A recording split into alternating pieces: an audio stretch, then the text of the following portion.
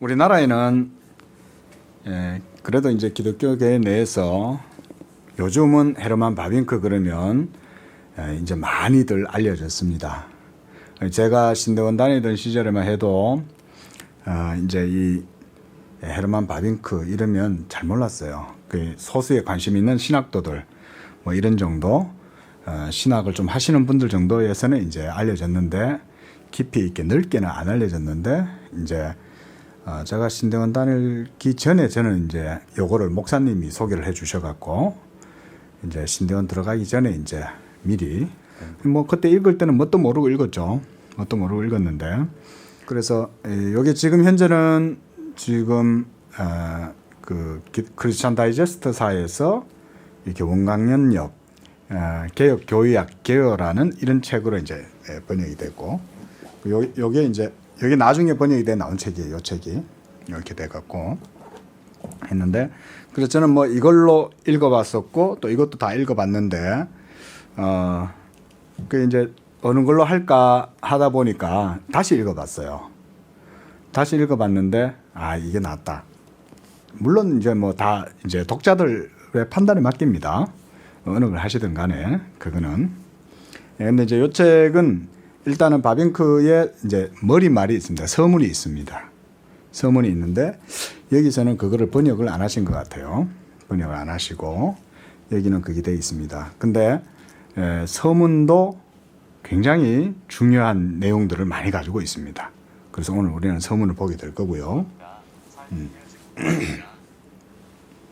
요거는 제가 예전에 뭐 신대원 때 사놨던 건데 이건 이제 그 영역본 책입니다. Our Reasonable Pace 이런 책인데 혹시 보시다가 뭐 궁금한 사항이 있으면 보셔도 되지만 이게 이제 영역본을 기초로 해서 번역을 하면서 또 이 김영규 박사님이 번역을 하실 때 또 그 화란어도 같이 이제 원본도 보시면서 하셨다고 그래요.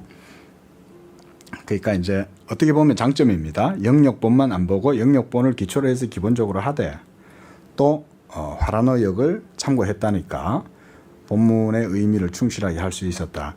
이렇게 볼 수도 있고 그 다음에 또 이 김영규 박사님이란 분이 아주 뛰어난 분입니다. 그래서 저도 신대원 때 우리 교단에 속한 분은 아닙니다. 저 합신 측 이쪽에 계신 분이고 지금은 대신 그 신학교 이런 데서 이제 하시는 것 같은데 그때 당시에 이분이 이제 한국에 이제 공부를 하고 들어오셔가지고 가르치실 때 그 후학들이 많았어요. 우리 교단 쪽에서는 별로 잘 안 알려졌었는데 제가 그때 이제 그 남포교회 박영선 목사님 지금도 이제 계시는 그 남포교회에서 이 김영규 박사님이 그때 당시에 신학 강좌를 하고 그랬었어요. 그래서 제가 그때는 이제 저도 이제 한참 신학을 배울 때니까 거기 가서 배우고 그랬었어요. 그때 당시에 이제 조지 길레스피하고 또 사무엘 러더포드 이런 책들 가지고 이제 강독하고 이랬었습니다. 그때 많이 배웠는데 김영규 박사님 때문에 또 이런 좋은 책이 번역이 돼가 나왔죠. 그분이 또 그때 당시에 또 이 한국교회 또 신학계 내에 제 개인적으로는 여러 가지 좋은 평가들이 많이 있습니다. 그래서 아주 신학적으로도 우리 개혁주의 신학에 정통성이 있는 그런 신학을 우리 한국 신학 안에 세우려고 애를 많이 쓰셨던 분이고 그래서 아주 탁월합니다. 그리고 원래 개혁 신학 자체가 탁월합니다. 원래 우리 성도님들은 제 신학을 아직 깊이 모르시겠지만 개혁 신학은 아주 탁월한 겁니다. 사실은. 그래서 우리 칼빈주의가 학문이 지금까지도 계속해서 이렇게 체계가 더욱 정치하게 이제 전개가 되고 그래서 많은 사람들이 개혁신학에 매달려 있어도 이 끄떡이 없어요. 그렇게 많은 사람들이 칼빈주의, 개혁주의에 매달려 있어도 그만큼 신학이 아주 견고한 집과 같은 거죠. 그게 바로 개혁신학인데 이 헤르만 바빙크가 소위 말하면 우리가 이제 칼빈 3대 칼빈주의자들이라 그러면 이제 이 헤르만 바빙크, 아브라함 카이퍼 그리고 벤자민 비비 워필드라고 그러는 이 신학자가 있습니다. 그 중에 이제 헤르만 바빙크인데 아주 뛰어난 이분의 책을 가지고 이제 하게 될 건데 먼저 이 책은 이제 서문에 읽어보면 아시겠지만은 이 책은 사실은 성도들을 위해서 또 신앙의 이제 공부를 하기 위해서 그런 사람들을 위해서 이제 이게 기록이 된 겁니다. 그래서 여기 이제 내용들이 그런 내용들도 있는데 뭐 제가 이제 이 책은 워낙 잘 알려진 책이기 때문에 제가 이런 방송이나 또 우리 성도들하고 굳이 여러 가지 얘기를 하지 않겠습니다. 제가 이제 한번 링크해 놓은 그 영상도 한번 보시고 그래서 뭐 바빙큐가 어떤 분이냐 이런 정도 여러분들이 좀 뭐 보시는 것 정도로 하시고 중요한 건 사상은 텍스트를 읽어야 됩니다. 예. 그래서 텍스트를 읽으면 그 속에 그 사람의 모든 진면목들이 다 나옵니다. 그러니까 뭐 다 모든 거 다 이제 제가 하고 책을 읽는 게 제일 좋습니다. 자, 일단 먼저 한번 책을 한번 펴보시죠. 먼저 순서를 한번 목차를 한번 보세요. 목차를 먼저 보면 24장까지 되어져 있습니다. 그렇죠? 24장까지 있고 그리고 이제 그 앞에 이제 머릿말이 있습니다. 자, 이거를 이제 여러분들한테 이제 소개할 텐데 아마 오늘은 머릿말만 해도 시간이 모자랄 겁니다. 예. 왜냐하면 이 머릿말은 전체 책을 저술하게 된 모든 동기와 그 작자의 이 시선, 호라이존, 이게 지평이 여기에 다 기본적으로 이제 정리가 되어 있으니까요. 자, 뭐 사상들은 제가 뭐 말씀드릴 게 많은데 그런 것들도 제가 전부 다 끊겠습니다. 제가 원래는 막 이렇게 말을 너무 많이 해드리려고 전부 다 적어 왔는데 필요가 없을 것 같아. 그냥 쭉 읽으면서 설명하다가 제가 설명을 쭉쭉쭉 하면 됩니다. 그렇죠? 자, 우리가 이제 저자가 뭐라고 얘기하는지 한번 봅시다. 자, 이 작은 책에서 하나님의 큰일이라는 제목 아래 나는 모든 나라와 세대에 걸쳐 개혁주의 교회가 고백한 대로 기독교 신앙에 대해서 간단하게 설명해 보려 한다. 간단한지는 간단하게 설명을 한다는 게 이제 이 정도입니다. 이렇게 실제로 이분은 진짜 이거 간단한 거예요. 왜냐하면 이 개혁교회학이라는 책이 있습니다. 우리나라에도 이게 이제 번역이 됐어요. 개혁교회학이. 그래서 이 볼륨이 4볼스인데 이게 엄청 두껍습니다. 지금 저한테도 책이 있고 한데 갖고 오면 전체가 한 이만큼 됩니다. 그리고 그 속에 있는 내용도 너무 깊이가 있어가지고 이게 뭐 쉽게 읽기가 쉽지가 않고 그래서 신학을 하신다고 나름대로 하는 사람들도 어느 정도 신학적 마인드에 훈련이 되어져 스칼라십으로 뭉쳐져 있지 않으면 그 맥락을 따라가기가 쉽지가 않습니다. 그만큼 방대한 신학자인데 그러니까 그분한테는 이 정도는 이제 간단하게 설명한 거예요. 간단하게. 그리고 거기 보니까 모든 나라와 세대에 걸쳐 개혁주의 교회. 그러니까 역사적 신앙 고백이라는 거예요. 우리 기독교 신앙은 사도의 터 위에서 사도의 신앙을 따라서 지금까지 그 맥락이 이어져 있는 거죠. 그래서 우리가 신학에도 정통성이라는 거는 사도성에 근거한 겁니다. 정통신학이라는 게 있는 거예요. 정통신학이라는 거는. 그건 바로 사도들이 전한 복음이죠. 그러니까 지금 여기서도 저자가 모든 나라와 세대에 걸쳐서 개혁주의 교회가 고백한 그 고백대로 기독교 신앙을 자기가 이제 개진하고 피력해 보겠다는 거죠. 그게 간단하게 쓰겠다. 자, 그리고 이 마그날리아 데이라고 되어 있는데요. 이게 이제 라틴어 하나님의 큰일이라는 말입니다. 그리고 이 제목은 사도행전 2장 11절에서 따온 거예요. 자, 우리 사도행전 2장 11절 한번 펴볼까요?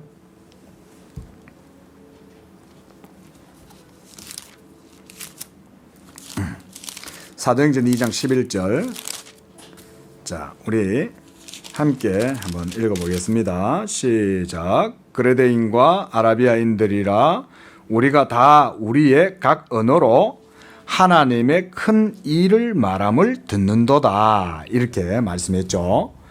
여기에서 이 제목을 따온 거예요. 저자가 아주 친절하게 이걸 설명을 해줬습니다. 성경에서 따온 거예요. 하나님의 큰 일 말함을 듣는다. 이 말은 초대교회 때 성도들이 성령의 충만함을 받으니까 각 지역의 방언으로 막 말이 터지기 시작해가 나오는데 전혀 이 사람들이 나지도 않았고 경험하지도 않았던 언어, 배우지도 않았던 언어인데 각 지역의 방언으로 말을 막 하는 거예요. 근데 그들이 하는 말이 뭐냐면 전부 다 하나님의 구속 경륜, 마그넬레아 데이, 하나님의 큰 일에 대한 내용들을 막 얘기를 하더라는 거예요. 그게 한마디로 말하면 우리가 구속사다 이렇게 말을 하고 하나님의 경륜이고 작정이고 이런 거죠. 그러니까 하나님의 일이니까 얼마나 크겠어요. 하나님의 일은 우주적인 일이잖아요. 그러니까 이렇게 여기서 이제 아주 잘 따온 거죠. 이런 제목 따오는 것도 밥이 크니까 따오는 거예요. 네? 자, 그 성경을 그가 어떻게 보느냐 이런 거 하나에서 우리가 알 수가 있는 겁니다. 그래서 거기에는 예수님의 제자들이 그들에게 성령이 부어지자마자 모든 사람들이 이해할 수 있는 말로 하나님의 큰 일을 전파하기 시작하였다는 말씀으로 기록되어 있다. 자, 그들이 전하는 하나님의 큰 일이란 다른 곳에서도 종종 그렇듯이 그리스도의 부활과 같은 특별한 사실에 관한 것이 아니라 하나님께서 그리스도로 말미암아 성취하셨던 구원의 전사역, 구원의 전사역이라는 것은 하나님의 모든 구속 역사 전체를 얘기하는 거죠. 대드라마, 파노라마 그걸 말하는 거예요. 그러니까 어때요? 큰일인 거죠, 이게. 예? 그래서 그리고 성령을 부어주시사 이 하나님의 큰 일을 교회로 하여금 깨닫게 하고 이를 자랑하며 하나님께 감사하고 찬양하게 하는 것이다. 이래서 초대교회 사도들과 제자들과 모든 성도들이 120문도가 이 마가다락방에서 이제 성령의 큰 체험을 하잖아요. 성령이 부어지고 나니까 그때서야 비로소 사도들도 예수님이 3년 동안 자기들에게 가르쳐준 모든 그 구속사적 의미를 깨닫기 시작한 거죠. 놀라운 일이 벌어지게 된 거예요. 하늘 문이 열린 거예요, 한마디로. 그렇게 하면서 막 부어지게 되면서 이들이 하나님의 큰 일을 말했다. 그러니까 이 제목이 사실은 이 책 전체의 의도라고 할 수가 있겠죠. 이 책 전체는 하나님의 큰 일에 대한 진술을 드린 거예요. 예? 그래서 기독교는 말씀이나 교리로만 되어 있는 것이 아니라 말씀과 사실 속에 있는 하나님의 역사로서 과거에 성취하셨고 오늘날에도 이루고 계시고 미래에도 완전히 성취하신다는 사상이 그 속에 있다. 아주 중요한 말하자면 관점이죠. 성경 속에 기록되어져 있는 사상은 당시에만 어떤 효력이 있거나 의미가 있는 게 아니라 오늘날의 시대에도 의미가 있고 또 미래에도 완전히 성취된다는 사상이 그 속에 있다. 그래서 이 하나님의 말씀의 역사는 모든 세대를 다 관통하는 것이다. 그 다음 기독교 신앙의 내용은 엄밀한 과학적 이론도 아니다. 또 철학적 세계 해명의 공식도 아니다. 한마디로 철학서가 아니죠. 예? 저도 철학을 뭐 좀 공부를 하긴 했지만 철학하고 신학하고는 완전히 다릅니다. 완전히 다릅니다. 그 토대가 왜 그러냐면 철학은 기본적으로 이성을 바탕으로 하는 거예요. 계시가 아니잖아요. 하지만 신학은 계시에 의해서 신학을 하는 겁니다. 그 하나님의 계시를 기반으로 신학을 하는 것이기 때문에 학문을 추구하는 것이기 때문에 이 학문의 모든 영역이 이루어질 때는 믿음으로 이루어지는 거예요. 자, 우리 교회도 이렇게 뒤에 우리가 할 때 딱 그런 이제 의미를 갖고 했습니다. 뒤에 보면 이렇게 이제 형태가 이런 형태로 되어 있죠. 예, 그 마른 모처럼 이렇게 되어 있는 것은 계시를 받는 예배적 의미를 의미하고 그 다음에 이렇게 버티칼로 쭉쭉 내려오는 것은 하나님의 계시의 임재를 의미한다고 이렇게 나름대로 제가 생각을 해서 이제 주문을 한 거예요. 디자이너한테. 예. 이렇게 해서 기독교 신앙은 계시로 말미암아서 믿음으로 하는 게 신학입니다. 그런데 철학은 전혀 다른 영역인 거예요. 그러니까 이성으로 모든 학문적인 논리나 체계를 구성하고 세워나가는 거예요. 예? 이제 이 정도 되면 우리 성도님들은 다 알아들으실 거예요. 그러니까 철학하고 신학은 사실은 본질적으로 다르죠. 물론 이제 자유주의 신학이나 구자유주의, 뭐 신정통주의 이런 모든 것들은 다 철학을 같이 짬뽕해 가지고 만드는 게 자유주의고, 또 합리주의의 그런 어떤 것들을 같이 이제 병합을 해 갖고 그렇게 해서 신정통주의 신학이라는 게 나오는 거예요. 칼바르트나 아니면 내재주의자들이나 에밀 브루너나 뭐 이런 사람들은 대부분 다 보면 그게 뭐 나름대로 말은 해도 다 결국은 이성의 신학입니다. 예, 칼바르트는 이성의 신학을 부인하겠지만 사실은 그렇지 않습니다. 그가 말하는 계시 신학, 말씀의 신학이라는 건 결국은 이성에서 나오는 겁니다. 성경이 증거하는 대로 신학을 구성하지 않은 거예요. 그래서 우리가 칼바르트 신학을 받아들이지를 못하는 겁니다. 자, 어쨌든 간에 이렇게 기독교 신앙의 내용은 엄밀한 과학적 이론이나 철학적 세계 해명 공식이 아니라는 거예요. 분명히 얘기하죠. 그러나 이 신학은, 기독교 신앙의 내용은 온 세상을 포괄하고 영원토록 역사되고 의가 거하는 새하늘과 새 땅이 완전히 성취하시는 하나님의 마그넬리아 데이, 이 큰 일에 대한 인식이고 고백이 바로 이것이다. 그 헤르만 바빙크가 이제 임종할 때 그랬다는 거예요.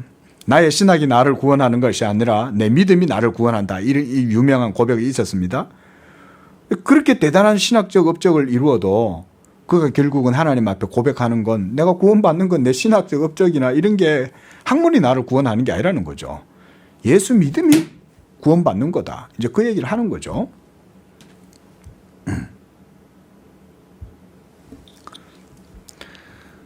자, 바로 그런 고백이 바로 이 신앙의 모든 내용입니다. 이 내용들이.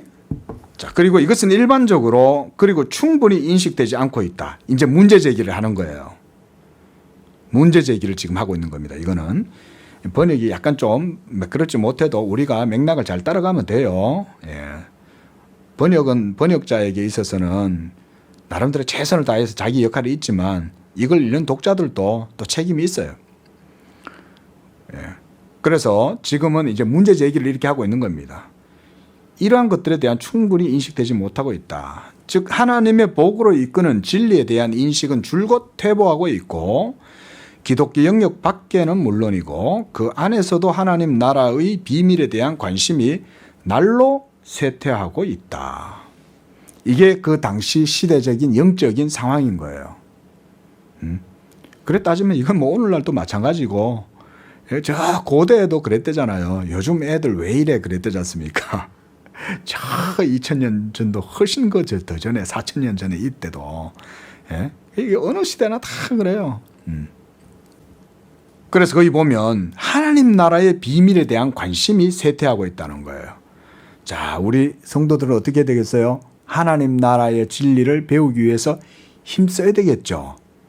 그래서 교리적인 내용들을 우리가 목사가 설교를 할 때 여러분들이 그걸 잘 들으세요. 뭐 제가 우리 양재교회라서 하는 말이라기보다 여러분 개혁주의, 이렇게 하나님 말씀을 따라서 말씀을 배우고 체계적으로 이해하기가 쉽지 않습니다, 여러분. 아주 귀하다고 생각하시고 목사의 설교의 문맥이나 그 표현이나 그런 거 하나조차도 여러분 놓치려고 하지 마세요. 저도 설교문을 쓸 때 여러분 그냥 바로 지금 이러고 여러분 부사나 형용사나 이런 것들이 저는 웬만하면요 그 강조하려고 씁니다. 제가 설교문을 쓸 때. 물론 어떨 땐 설교하다 보면 저도 뭐 정신없이 그냥 막 이렇게 나올 때도 있지만 가급적 여러분 그런 작은 부사 하나조차도 저는 생각하면서 씁니다. 그래서 이 설교의 문장이 우리 성도님들이 들을 때 가장 잘 들어갈 수 있도록 생각을 해요. 그러니까 듣는 우리 성도님들도 그걸 아시고 들어야 되는 거죠. 아시고. 자, 그래서 이런 비밀에 대한 내용들을 얘기를 하고 있다. 그리고 전심전력하며 진리 안에 살고 날마다 그 진리를 먹고 자라는 사람들의 수가 지금 점점 줄어들고 있다. 그렇죠. 이게 이제 그 19세기, 20세기 초엽에 이제 이렇게 기록이 되는 건데, 우리가 19세기, 그 이전에 18세기, 뭐 거슬러 올라가면 근대주의 정신이 시작된 칸트 이후에 근대 정신 이런 것들이 이제 생겨나면서 르네상스, 계몽주의 이런 운동이 서구에서 일어나면서 서구는 점차 신학에 있어서 철학과 신학이 분리되면서 그리고 철학은 이제 과학과 자연 철학 쪽으로 이제 기울어져 들어가고 그러면서 철학도 이제는 주체 철학으로 바뀌죠. 철학도 예전에 주제는 전부 다 자연 철학에 그런 데 관심이 많았어요. 근데 근대 이후의 철학적 주제는 이제 인간에게로 들어가죠. 인간에게로 돌아가죠.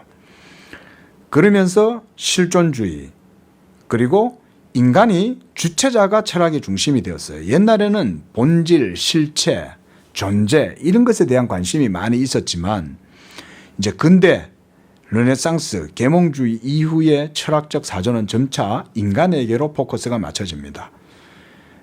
이건 오늘날도 마찬가지고요. 더 이상 신에 대한 어떤 자연에 대한 관념론이나 이런 것에 크게 이제 저게 없습니다. 자, 어쨌든 이렇게 하면서 서구는 이제 이 개혁주의 정통 신앙이 점점 이제 희석되고 퇴색되고 사라져가는 거예요.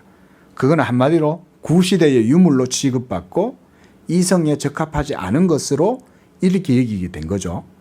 그러면서 전차 유럽이 말하자면 자유주의 신학이라는 것이 생겨나기 시작합니다. 비평학 이런 것들이 막 생겨나면서 성경을 있는 그대로 믿지 못하는 풍조가 일어나게 된 거죠. 지금 바빙크는 그런 시대 속에서 한중간에서 지금 그거를 지금 이 책을 지금 쓰고 있다는 거예요. 이런 걸 볼 때 우리가 이런 걸 생각할 수 있습니다. 하나님은 자기 교회를 말씀으로 지키기 위해서 이런 사람을 세우신다는 거예요.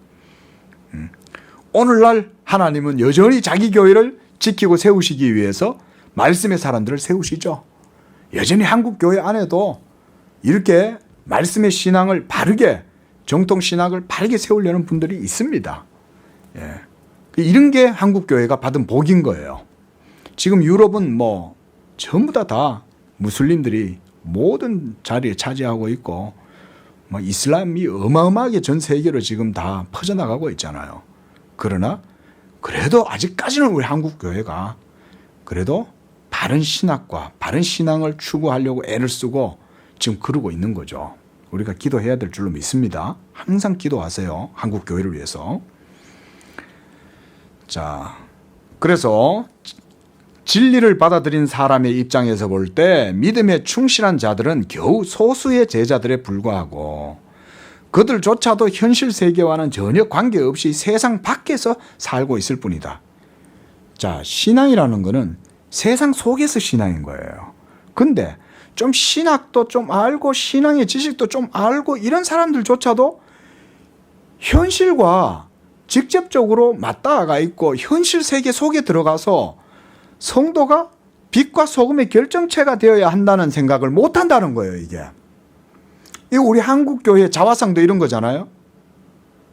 교회에서 와서 목사님 만나고 설교 듣고 예배할 때만 신앙이 있는 거지. 밖에 나가면 또 다른 체계가 작동하기 시작하는 거죠. 세상에서는 세상의 체계, 교회에 오면 교회의 체계를 따르자. 이게 얼마나 여러분 큰 괴리가 우리 한국 교회 속에 지금 드리워져 있습니까? 그러니까 믿음에 충실한 자들은 소수예요. 오늘날도 마찬가지예요. 이거는 소수입니다. 소수. 자, 이런 슬픈 상황의 원인이라고 표현하고 있습니다. 그렇죠? 자, 여러 가지가 있어요. 이런 슬픈 상황의 원인에는. 자, 여러 가지가 있는데 여기서 바빙크는요. 먼저 현대성이 사람들의 눈에서 복음의 빛이 비치지 못하도록 하고 있다고 말을 하고 있어요. 한번 보세요. 어떤 직업을 갖기 위해 준비 중이거나 그것에 종사하고 있는 사람들이 매일매일 해야 할 일은 다른 일에 대한 열망이나 시간을 낼 여지가 없을 만큼 무겁다. 20세기 초에 보면 얼마나 서구 사회가 그죠? 경제적으로飛躍적으로 발전할 때잖아요. 산업혁명 이후에 영국뿐만 아니라 전 유럽이 막 이렇게 그죠? 전기기관 발견되고 전기가 에디슨에 의해서 전기라든가 전구라든가 이런 것들이 발견되고 그러면서 과학이 발전하면서 막 엄청난 생산이 이루어지고 공장이 가동되고 영국에서 산업혁명들이 그것 때문에 또 어마어마한 노동자 계층들이 그 착취를 당하거나 그 노동자 계급들이 고생을 많이 했잖아요. 그러니까 그 산업사회의 발전에 발맞추어 살아가려면 한마디로 말하면 영적이고 내적인 것, 한마디로 말하면 교회 와서 성경 공부할 시간이 없다 이거예요. 피곤해가지고. 에? 지금 그 얘기를 그렇게 하고 있는 거예요 지금.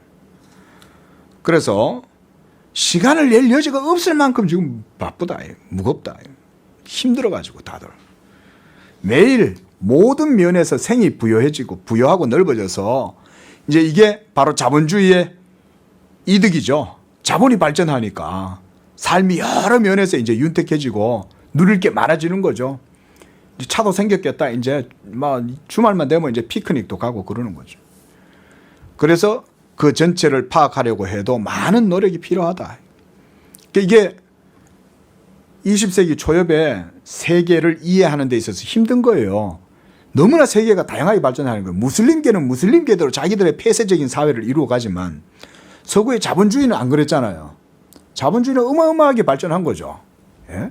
미국도 엄청나게 발전하고 전 세계가 이제는 서구 주도의 경제 원리에 자본주의에 의해 가지고 막 이루어져 가잖아요. 예? 그러니까 거기로부터 파생되어지는 모든 사회 체계나 현상들이 막 발전할 거 아니에요. 그래서 사회 체계가 형성이 되기 시작할 거 아닙니까? 자꾸 우리가 마치 프랙탈 구조처럼 막 쭉쭉쭉쭉 뻗어 나가는 거죠. 그러니까 그거를 옛날에는 단일하게 설명할 수가 있죠. 옛날 우리나라 사상 이러면 뭐 딴 거 있습니까? 크게 불교, 불교, 유교, 크게는 유교, 조선 이러면 유교. 그러면 또 하나는 뭐 민간에는 불교. 그리고 또 뭐 어떤 데는 또 도교 뭐 이런 정도 이런 식으로 이해를 하면 세상의 이해가 끝나죠. 근데 현대는 안 그렇다 이거예요. 너무 복잡한 거예요 이게. 사상의 분화도 너무 많아요. 사상도 진화론도 일어나지, 뉴에이지, 포스트 모더니즘도 막 20세기 초부터 막 일어나기 시작하지. 이러면서 뭐 사상도 여러 가지 형태의 이름으로 막 별의별 사상들이 다 일어나는 거예요. 예. 그 속에서 어떻게 통합적인 사고를 추구한다는 것은 진짜 말 그대로 모래사장에서 바늘 찾기와 같은 거죠. 예. 우리 시대와 힘에 대한 정치적, 사회적, 박애주의적 관심이 날마다 우리의 힘과 시간을 점점 더 요구하고 있다. 이런 것 때문에 전부 다 지성이 거기에 다 에너지를 쏟는 거예요. 그리고 일간지, 주간지, 전기, 간행물, 팜플렛, 오늘날에는 쏟아져 넘쳐 흐르는 인터넷 정보의 홍수. 거기도 여기 하나 들어가면 되겠죠. 그런 문서들이 여기서는 문서라고 얘기하는데 이때 당시는 이제 인터넷이 없으니까 문서라고 그러는 거예요. 오늘날에는 전부 다 디지털 텍스트죠. 그래서 우리의 여가들을 삼켜버리고 있다. 여유가 없다 이 말인 거예요. 성경을 연구하거나 신학적 고전을 공부할 열이나 기회가 없다. 어쨌든 간에 자 보세요. 이걸 볼 때 바빙크의 문제의식을 알 수가 있죠. 바빙크 시대는 지금 시대가 엄청나게 변하는 그런 시대예요. 그리고 1, 2차 세계대전 일어났죠. 그리고 동서냉전 시대가 펼쳐지죠. 그리고 신사조가 여러 가지가 형성되는 그런 시기였던 거예요. 그렇게 따지자면 어떻습니까? 오늘날의 시대는 바빙크가 살았던 그 시대보다 더욱 여유가 없죠. 그렇죠? 참으로 옛날 저서가 더 이상 우리 시대를 위한 책이 아니다. 그것의 다양한 언어나 스타일, 사고 전개 과정, 표현 방식의 차이가 그것을 우리에게 낯설게 하고 있다. 옛날 책은 낯설죠. 우리가 벌써 한 80년 전에 쓰였던 한글 개역 성경만 읽어도 힘들죠. 그죠? 하였사옵나니 이러함으로 그러하였더라 이러면서 말을 성경의 구어체잖아요. 그러니까 읽으면 이게 이해가 안 되는 거예요. 우리 집사람도 예전에 성경 읽으실 때 저한테 그랬던 것 같아요. 목사님 성경책이 너무 어렵다. 그것도 현대인의 성경을 읽으면 그것도 너무 가벼워. 예? 표준 세번역 성경도 너무 가벼워. 예. 그래서 개역 개정이 또 나왔는데 그나마 나아요. 근데 또 개역 개정이 또 뭐 또 번역이 문제가 또 많다고 또 그러는데 어쨌건 간에 하나님 은혜만 있어야 돼. 자, 전에는 중요하게 생각했던 논점들이 전체적으로 혹은 부분적으로 우리에게는 그 의의를 잃었고 그것들이 취하지 않았던 관심들이 오늘날에는 중요시되고 있다. 옛날에는 별로 중요하게 안 여긴 거예요. 옛날 관점에서는. 그런데 이제 시대가 바뀌고 사조가 바뀌고 이러니까 이제 근대 철학으로 들어오고 나니까 주제가 전부 다 인간에게 들어가면서 실존주의, 그 다음에 근대주의를 떠나서 또 탈근대주의로 들어갔잖아요. 포스트 모더니즘으로. 그러면서 어떻습니까? 우리도 건축하시는 분들 있잖아요. 네? 건축도 모두가 다 파괴를 시키잖아요. 형식들을. 소위 말하는 그 아방가르드 이런 것들이 막 사조가 일어나면서 막 이렇게. 그러니까 요즘은 뭐 어디 길 가다 보면 빌딩들이 우리나라도 그게 다 포스트 모던 건축물들이지 않습니까? 전부 다 막 고딕처럼 딱딱딱 정사각형으로 이제 안 만들잖아요. 보면 막 이렇게 빌딩이 굽어 있고 말이죠. 뭐 하나가 옆구리가 머리가 툭 튀어나와 있거나 뭐 옆구리가 툭 들어가 있거나 뭐 이런 빌딩들이 막 세워진단 말이죠. 문학이나 학문도 마찬가지였던 거예요. 그 당시에. 그러면서 예전에 관심이 없던 것들이 오늘날엔 중요시되고 또 싸웠던 적은 적 enemy 이 적은 이제 없어지고 다른 적으로 대치되고 혹은 전혀 다른 갑옷을 입고 우리를 대적해 오고 있다. 우리는 새 시대의 자녀들이고 다른 시대에 살고 있고 그러니까 그들과 다른 시대, 옛날 사람들과 우리는 다른 시대고 그것이 단지 옛 것이기 때문에 옛 형태를 고전을 우리가 클래시컬한 것들을 보존하고자 하고 옛 것을 고집하려고 하는 이런 것들은 오히려 허망한 노력에 지나지 않는다고 생각이 여겨지는 거예요. 그 캐캐묵은 거, 뭐, 그 아직도 그걸 붙들고 있냐. 모든 게 다 이제 새로워졌는데. 이 바빙크의 시대에 새롭게 대두된 사상들이 얼마나 많습니까? 그렇죠? 우리가 다 아는 진화론, 공산주의, 사회주의, 이런 것들이 유럽에서부터 일어나고, 예? 전 구라파가 이 마르크스하고 레닌 주의에 의해 가지고 막 점철되기 시작하고, 예? 그러면서 온 세상에 이 새로운 사조들이 일어남과 함께 인본주의도 계속해서 일어나게 되고 한쪽에는 자본주의, 한쪽에는 공산주의. 이게 사탄의 전략인 거예요. 사탄이 양동작전을 펴는 거예요. 그래가지고 어느 것 하나만 하면은 사람들이 정신을 차릴 거 아니에요. 예? 근데 둘을 딱 붙여놓고는 전쟁을 일으키니까 사람들이 맨날 저놈이 좋아, 저놈이 나빠 이러면서 그러는 동안 복음은 생각을 못 하는 거예요. 사탄의 교묘한 전략인 거예요. 그래서 항상 우리가 강조하는 게 뭡니까? 우리의 모든 관점, 가치관은, 세계관은 말씀으로만 나가야 된다. 세상이 공산주의든 자본주의든 오로지 하나님의 말씀으로만 붙들고 나가면 그 속에서 흔들리지 않겠죠. 그래서 우리가 항상 그런 신앙관을 가져야 된다. 자, 그래서 더 이상 뭐 이런 이제 시대적인 이제 상황을 지금 얘기를 해주고 있는 거예요.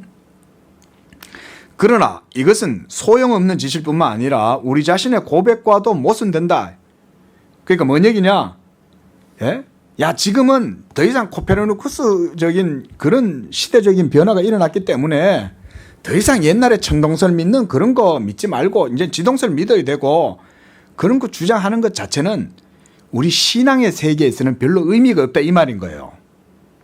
자, 철학이 자연 철학에서 이제는 그 주제가 인간에게로 바뀌었어요.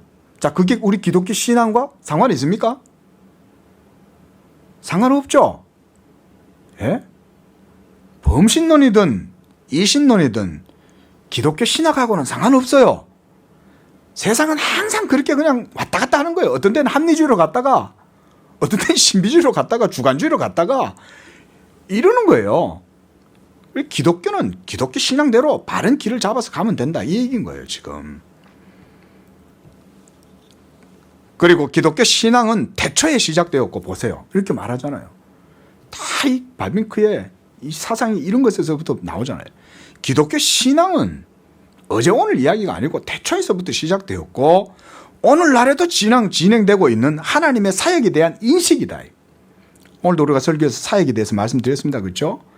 하나님 아버지께서 아들을 영화롭게 하고 아들도 자기를 거룩하게 하시고 자기를 거룩하게 하심으로 또한 예수 믿는 자들도 거룩하게 하고 그렇게 하심으로 그리스도가 모든 하나님의 말씀대로 사역을 성취해서 그 모든 구속의 은총을 우리에게 주셔서 우리로 하여금 영화롭게 하고 거룩하게 하고 그래서 성부, 성자, 성령 하나님 안에서 우리로 하나가 되게 하셨다. 이런 것들은 태초에서부터 있었던 거예요. 이런 것들은.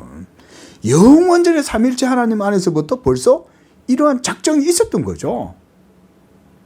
삼일체 하나님 안에서의 태초부터 전에부터 있었던 경륜이 예수 그리스도를 통해서 역사 속에 이루어진 것이지 시간 속에서 발생하게 된 게 아니다. 기독교 신앙은. 그래서 그 본질은 시간의 열매이지만 이 말은 시간 속에서 하나님의 구속의 역사가 열매를 맺게 되었다 이 얘기죠. 그래야 우리가 구원받잖아요. 구원이 시공간 역사 속에 이루어지지 않으면 우리가 구원받을 수 있습니까? 그러나 그 형식만은 그 시대의 것이다. 오늘날에 우리 양재교회는 하나님의 성전이 이런 형태죠. 우리 성도들이 모여서 함께 신앙 고백하고 믿음으로 성령 안에서 예배하는 이게 바로 주님의 성전이죠. 구약시대 때는 그 시대의 모습으로 예배를 섬겼죠. 그리고 초대교회 때는 그 시대의 형태로 예배를 드렸어요. 크게는 우리가 신구약으로 딱 나누어서 볼 수가 있겠지만 어쨌든 간에 형식은 이 시대 속에 시공간 역사 속에서 이루어지는 형태를 가지죠. 그렇잖아요. 그게. 그래서 무의식적으로 기독교가 오늘의 세기에 더 이상 적합하지 않다는 생각을 하게 된 거예요. 이게 마귀의 전략인 거죠. 왜 기독교가 오늘날 시대에 적합하지 않아요? 기독교는 모든 시대에 다 적합한 거예요. 모든 시대. 2000년 전에도 기독교는 오늘날의 기독교와 똑같은 거예요. 그리고 이후에도 똑같죠. 그런데 근대성이라는 것, 모더니티라는 것이 자꾸 이렇게 성경의 사상을 공격하고 하다 보니까 기독교인들이 자꾸 거기에 경도가 되는 거예요. 글로 쏠리는 거예요. 따라서 자, 지금 바빙크가 이런 말을 하는 거는 뭐냐면 자기가 이 책을 집필하게 된 동기를 지금 이런 과정 속에서 지금 얘기를 하고 있는 겁니다. 지금. 자, 따라서 보세요. 이런 조상들의 업적을 대신할 수 있고 그래서 그러니까 종교개혁 유산입니다. 이 종교적 업적이란 종교개혁 당시 16세기, 17세기 때 종교개혁의 유산을 얘기하는 거예요. 그래서 그것들을 대신할 수도 있으면서도 오늘날의 시대의 요구에 응하는 형식으로 그러니까 오늘날 텍스트, 컨텍스트에 맞게 텍스트를 새롭게 한다 이 말인 거죠. 그렇게 해서 우리에게 전해준 이 사도적 진리, 옛 진리를 제시하는 저서를 급히 필요로 하게 되었다. 저는 이 말이 급히라는 말을 썼잖아요. 이게 맞는 말인 거예요. 당시에 얼마나 긴박했습니까? 기독교가 완전히 바빙크가 볼 때는 이 기독교가 완전히 지금 사라질 위기에 처해 있는 거예요. 진화론, 공산주의, 사회주의가 막 유럽에 일어나면서 그렇잖아요. 프랑스 혁명 이후부터 막 온통 전 유럽이 지금 완전 발칵 뒤집힌 거죠. 예? 그러면서 새로운 사조들이 막 일어난 거예요. 칸트 이후에 이제 헤겔이라든가 뭐 여러 사상가들이 막 일어나면서 철학적 사조도 뭐 상당히 많이 발전되고 그게 또 철학이 신학 속으로 들어와 버렸죠. 예? 그러면서 자유주의 신학이 배태되기 시작한 거예요. 그래서 18세기부터 시작해서 자유주의 신학 운동이 일어나면서 성경에 대한 비평 작업이 일어나기 시작하고 그래서 우리가 오늘날로 구자유주의, 신자유주의라는 그런 사조들이 일어나게 된 겁니다. 바빙크는 지금 그런 사람들하고 싸우고 있는 거예요, 지금. 이러한 방향에서 이미 아주 바람직한 일들이 일어났다. 이건 바빙크뿐만 아니고 다른 사람들도 이런 사람들이 있다는 거죠. 지금 우리나라도 우리 양재교회뿐만 아니라 주변에 그런 교회들이 이제 이런 많이 생겨서 말씀 중심의 교회들이 일어나고 있는 거예요. 그래서 우리 양재교회 성도들이 이걸 위해서 기도를 많이 하셔야 돼요. 정말 이 하나님 나라를 위해서. 19세기에 개혁주의 종교와 신학이 재생하여 자유롭게 꽃피우게 된 이래로 옛 고백들은 현대의식에 적합시키기 위한 노력이 사라지지 않고 있다. 그들 중에 하나가 누구예요? 카이퍼, 아브라함 카이퍼라는 거예요. 여러분 아브라함 카이퍼의 책도 언젠가 우리가 한번 강독을 한번 할 필요가 있습니다. 그의 많은 저서, 특히 풍부한 요리문답 해석을 통해 그 일에 공헌한 것은 결코 지나친 평가가 아니다. 그럼에도 불구하고 기독교 신앙의 내용을, 이제 이건 바빙크 얘기예요, 평이한 순서로 넓은 대중 앞에 설명하고 분량이 작으면서도 이렇게 분량이 작으면서도 이렇게, 그리고 적은 값으로, 옛날에는 책 하나 사기가 어려웠으니까,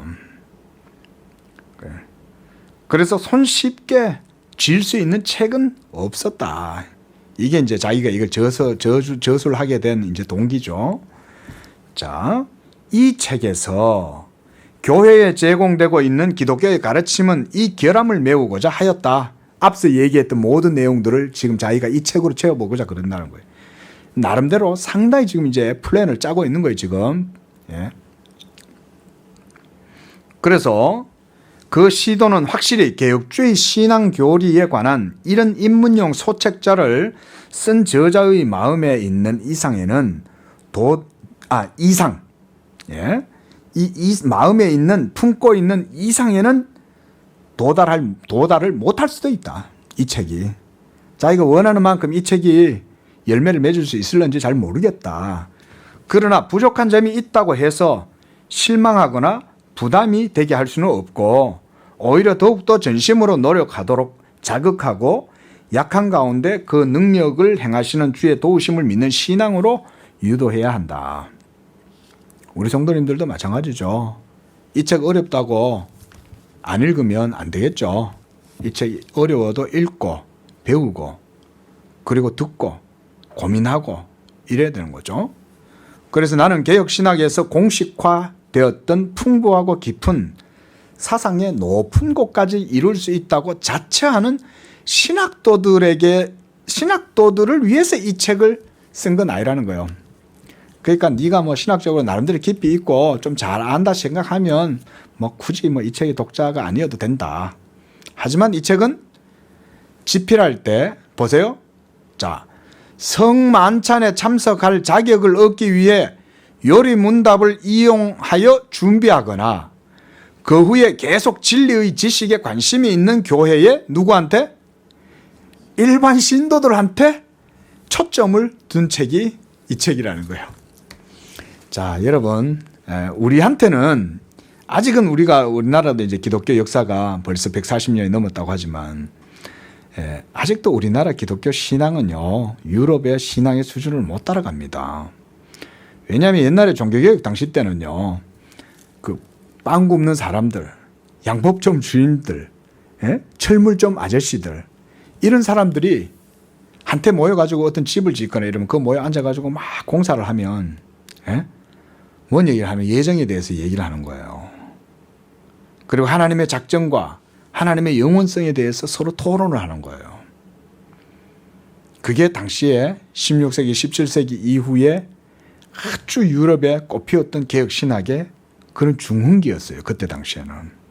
자, 그들 중에서도 특히 젊은 시절 동안 일터나 공장이나 상점이나 사무실에서 초중 고등학교 교육기관에서 이미 미래의 직업을 위해 교육을 받고 거기에서 자주 자발적인 논쟁을 통하여 기독교가 현 시대에 무엇을 나타내고 있는지 깨닫게 되는 모든 젊은 남녀들을 생각하였다. 자, 여기 보세요.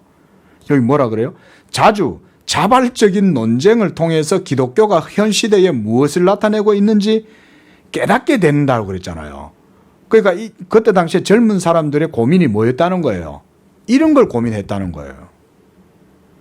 논쟁을 해가지고 하나님의 말씀이 우리 시대에, 우리 역사 속에, 우리의 환경 속에 어떤 의미가 있느냐. 이 시대의 개혁신앙이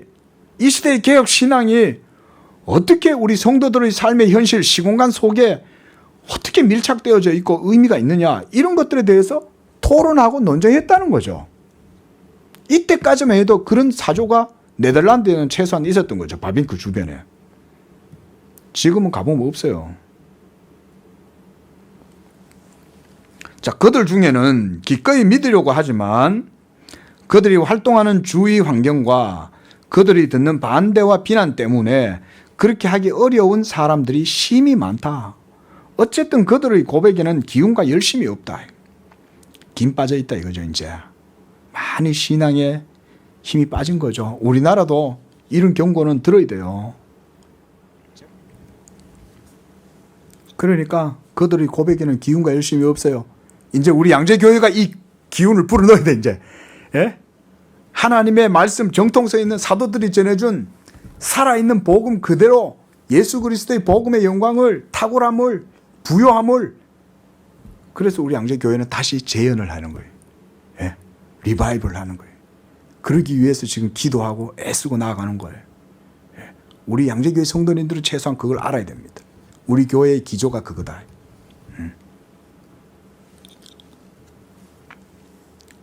그래서 거기 말하죠. 다시 그런 분위기가 와야 하고, 번역을 이렇게 해놓으셨지만 어쨌든 간에 의도는 분명합니다. 진리가 바르게 이해되면 그렇게 될 것이다. 예수 그리스도의 복음의 진리를 알면 과학도 다 밑으로 들어가요. 과학도 하나님이 창조했는데 뭐.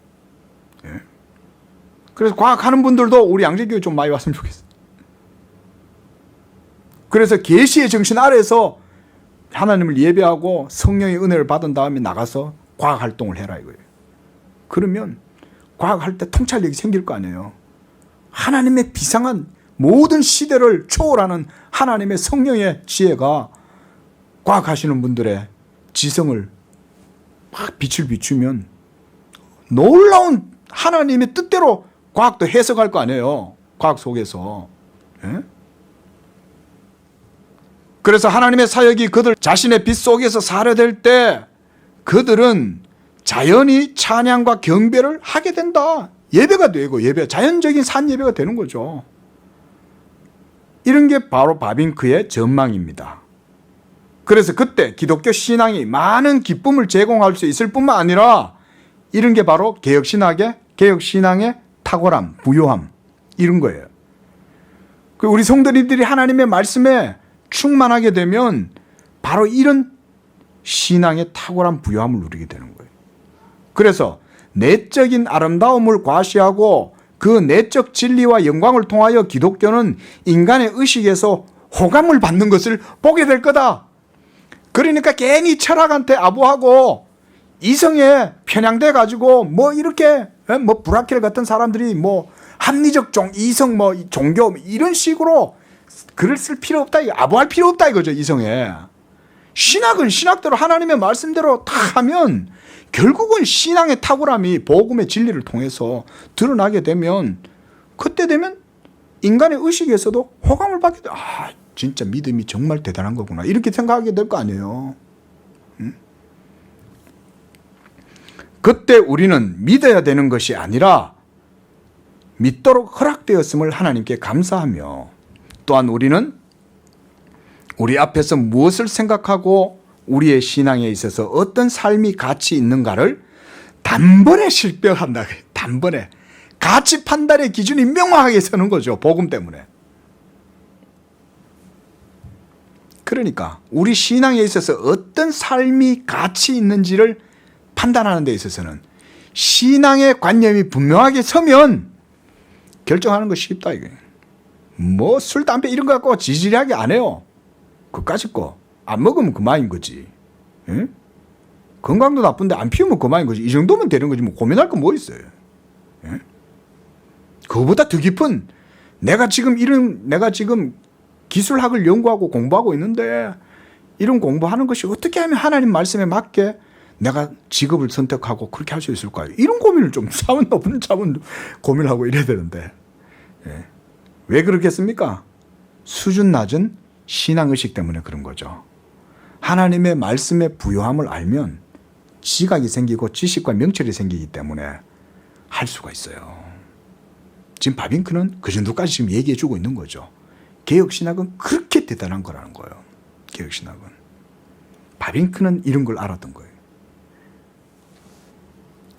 그리고 그때 우리는 각각 자신의 말로 하나님의 큰 일을 마무리를 또 아주 글도 잘 써 진짜. 마지막에 다 가고 또 시적으로 이렇게 운율에 맞춰서 하나님의 큰 일 앞에 얘기했다. 이어서 또 하나님의 큰 일로 끝내잖아. 예? 이 정도는 사상의 경지에 도달해 있으니까 이렇게 글을 쓰는 거예요. 그게 없으면 이런 일필휘지로 쭉 써내려가면서 여러분 이런 필력을 따라서 이렇게 글을 마무리를 문학적으로 못합니다. 이 대단한 신학자가. 그래서 하나님의 큰 일을 우리는 다시 전파하기 시작할 것이다.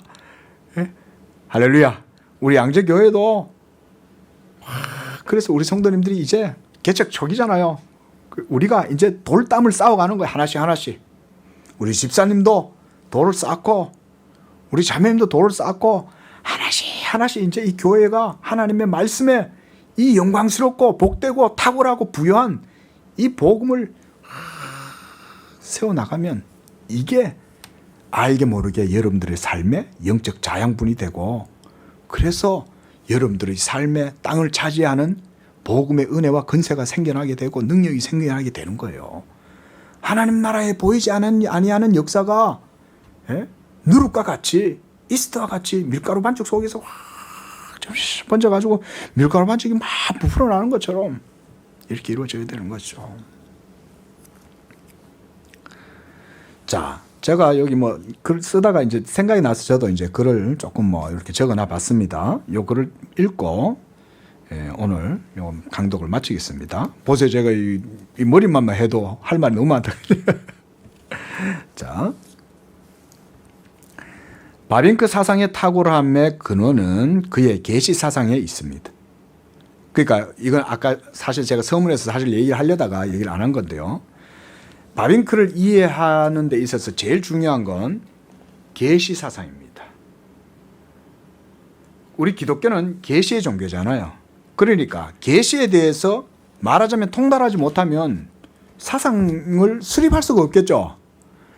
계시를 통달해야 계시에 대한 논리와 체계를 가지고 처음부터 끝까지 다 할 거 아니에요. 예? 그 바빙크는 그런 계시 사상에 있어서 지금 정확하게 들여다보고 있는 거예요. 그리고 바빙크만큼 노력하는 학자도 없어요. 그래서 배우려면 바빙크한테 배우면 돼. 바빙크는 엄청난 노력을 하는 사람인 거예요, 이 사람은.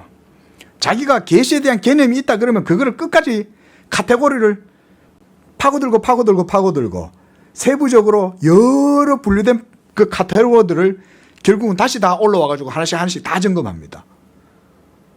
그만큼 집요하고 열심히 있는 학자였어요. 그래서 모든 학문 사상의 출처는 하나님의 계시의 말씀에서 비롯되었어요. 그리고 그의 사상을 이해하려면 우리에게도 그래서 동일한 계시의 정신이 있어야 되겠죠. 우리 이제 하나님께 기도해야 되는 거예요, 이런 거를. 그래서 바빙크 문서가 오늘날에도 탁월하게 평가가 될 수 있는 것은 우리에게도 동일한 믿음의 말씀이 있기 때문에 그런 거예요. 그러니까 우리가 공감을 하는 거죠. 예? 야, 20세기 초에 썼는 책인데 구리구리하지 않네. 완전히 이게 최신빛 까번쩍한 현대성, 모더니티가 아주 빛나는 그런 탁월한 책이네 이러는 거 아니에요. 오히려 현대인들이 못 읽어요. 이거를. 이해를 못하는 거예요. 계시 사상, 계시에 대해서 잘 하나님의 말씀에 너무 둔감하니까 갈수록 이 책을 읽는 게 힘든 거야, 이게. 우리는 그의 어깨 위에 이제 올라서야 됩니다. 그래서 우리 시대의 의무를 하나님이 우리를 이 시대에 불러주셨잖아요. 우리 시대의 신앙의 의무는 바로 이런 어깨 위에 서서 그래서 행해야 한다. 바빙크는 없지만 하나님의 말씀은 어제나 오늘이나 영원토록 동일하기 때문이다. 그래서 우리 성도님들도 또 이 책을 이제 시작했으니까 이제 계속해서 이걸 통해서 그런 우리가 하나님이 주신 이 부유한 계시의 신앙, 이것이 우리 성도님들에게 큰 영적인 자양분이 되고 이것을 통해서 우리 성도님들이 이 복음의 탁월한 영광, 부요함 이런 것들을 누리게 되시기를 소망하는 마음으로 이렇게 보게 됩니다.